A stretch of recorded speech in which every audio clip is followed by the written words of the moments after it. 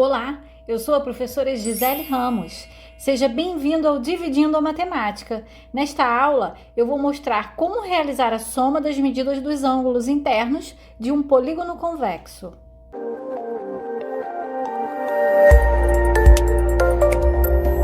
Para determinar a soma dos ângulos internos de um polígono, vamos partir do conhecimento de que a soma dos ângulos internos de um triângulo qualquer é sempre 180 graus.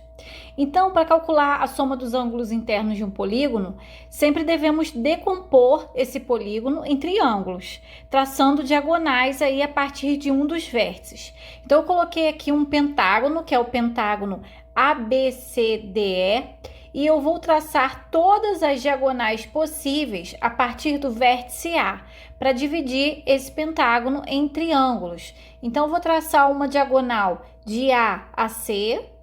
Agora eu vou traçar uma diagonal de A a D. E agora não é possível mais traçar nenhuma diagonal, porque é possível traçar diagonais para todos os vértices, menos para 3, que é ele próprio, e os dois vizinhos aqui, né? Os dois consecutivos.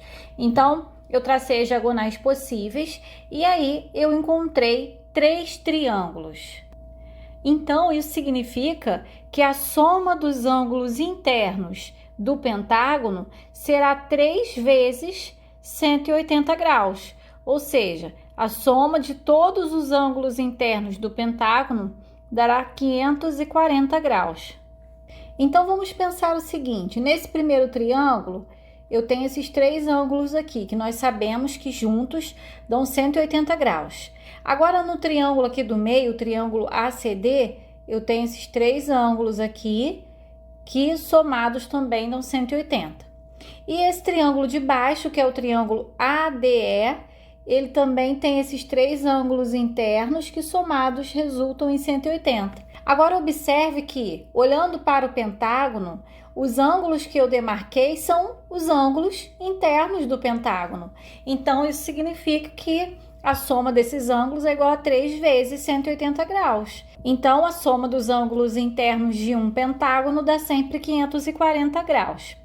Mas fazer esse processo de dividir o polígono em triângulos e multiplicar o número de triângulos por 180, ele pode ser muito trabalhoso se o polígono tiver muitos lados. Mas é possível observar que existe uma regularidade quando você faz essa divisão do polígono em triângulos em outros polígonos. Vamos dar uma olhadinha nessa tabela aqui. Vamos terminar de preencher essa tabela aqui, que tem aqui o polígono, o número de lados do polígono, e eu vou preencher aqui com o número de triângulos. Então, nesse primeiro polígono aqui, a partir do vértice A, eu tracei essa diagonal, que é a única diagonal possível. Eu tenho um quadrilátero e acabei dividindo esse quadrilátero em 2 triângulos.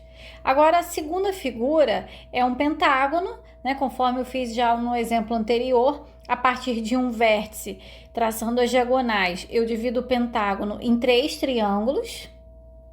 E aqui nesse exemplo aqui, o último é um hexágono. A partir de um único vértice, eu traço 3 diagonais e aí eu divido o hexágono em 4 triângulos. Agora, observe que o número 2 aqui não é equivalente a 4 menos 2, ou seja, o número de lados menos 2. E aqui o 3, a quantidade de triângulos, né? 3 triângulos, não é equivalente a 5 menos 2, ou seja, o número de lados menos 2. E a mesma coisa acontece no hexágono. 4 é a mesma coisa que 6 menos 2, né? O número de lados do polígono menos 2. Então, aqui a soma dos ângulos internos do quadrilátero será igual a 2 vezes 180, né? Já que são 2 triângulos, ou seja, 360 graus. No caso do pentágono, são 3 triângulos, então 3 vezes 180, que vai dar 540 graus. E no caso do hexágono, são 4 triângulos, então 4 vezes 180, que vai dar 720 graus. Agora, aqui, como nós observamos, o número de triângulos é sempre igual ao número de lados do polígono menos 2. Então, nós verificamos que cada polígono ele pode ser decomposto em número de lados menos 2 triângulos, né? A quantidade de triângulos é equivalente ao número de lados menos 2. No caso do octógono, que tem 8 lados, o octógono ele pode ser dividido em 6 triângulos, né? A partir de um vértice. Se eu for traçar todas as possíveis diagonais, eu vou dividir esse octógono em 6 triângulos. Então, a soma dos ângulos internos vai ser igual a 8 menos 2 vezes 180. A soma dos ângulos internos do octógono será 6 vezes 180. A soma dos ângulos internos será igual a 1080 graus. Podemos generalizar, então, esse resultado para um polígono de n lados. Então, n lados, esse n está aqui para representar um número qualquer, né? Sendo que, se eu tenho o número de lados igual a n, o número de triângulos que é possível decompor aquele polígono será igual a n menos 2, certo? Número de lados menos 2. E a soma dos ângulos internos de cada triângulo não é igual a 180 graus? Então, a soma dos ângulos internos de um polígono de n lados será igual a n menos 2 vezes 180 graus, né? Porque esse n menos 2 aqui vai me dar o número de triângulos em que é possível decompor aquele polígono. Então, aqui nós chegamos à fórmula da soma dos ângulos internos de um polígono.